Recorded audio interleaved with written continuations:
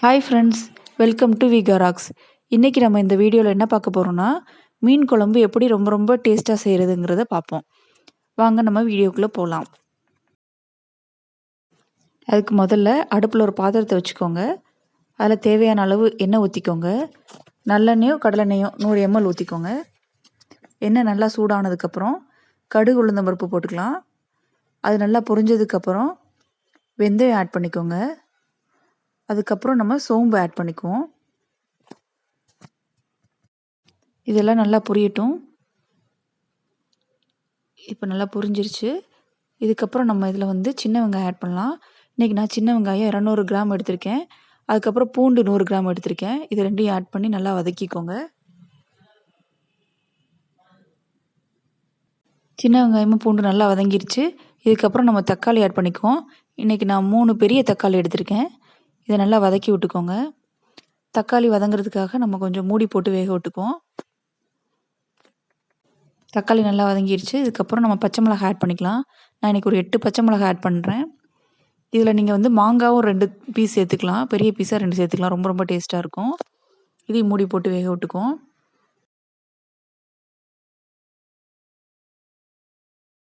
இது நல்லா வதங்கட்டும். அதுக்கிடையில் நம்ம புளியை ஊற வச்சுக்குவோம்.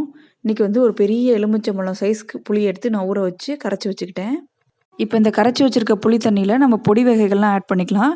இதில் ஃபஸ்ட்டு மஞ்சத்தூள் 1/2 டீஸ்பூன், மிளகாய் பொடி 2 டேபிள் ஸ்பூன், சாம்பார் பொடி 4 டேபிள் ஸ்பூன், அப்புறம் தனிமல்லி பொடி 2 டேபிள் ஸ்பூன் எல்லாத்தையும் ஆட் பண்ணிக்கலாம்.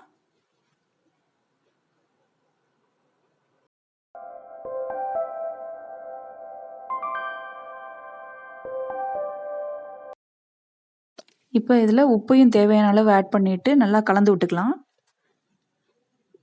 இதில் இன்றைக்கி நம்ம 1 கிலோ மீன் ஆட் பண்ண போகிறோம். இதுக்கு 1.5 லிட்டர் தண்ணி ஊற்றிக்கலாம். அதில் 1.5 லிட்டர் அளவு தண்ணி கலக்கலாம். இது நல்லா வதங்கிருச்சு. இப்போ நம்ம புளி தண்ணியில் கரைச்சி வச்சுருக்க எல்லா பொடி வகைகளையும் சேர்த்து இதில் ஆட் பண்ணிடலாம்.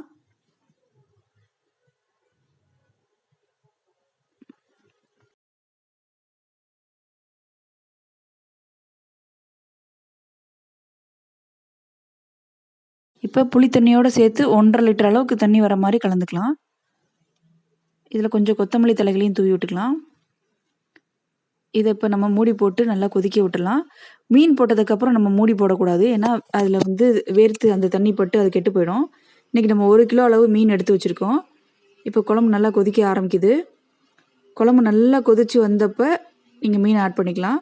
இப்போ நல்லா குழம்பு கொதிச்சிருச்சு. இப்போ மீனை ஆட் பண்ணிக்குவோம். மீனை ஆட் பண்ணிவிட்டு நம்ம ஒரு 5 நிமிஷம் வேக விட்டால் போதும். அதுக்கு மேலே வேக விட வேண்டியதில்லை, இல்லைன்னா மீன் கரைஞ்சி போயிடும். இப்போ ரொம்ப ரொம்ப டேஸ்ட்டான மீன் குழம்பு ரெடி ஆயிருச்சு.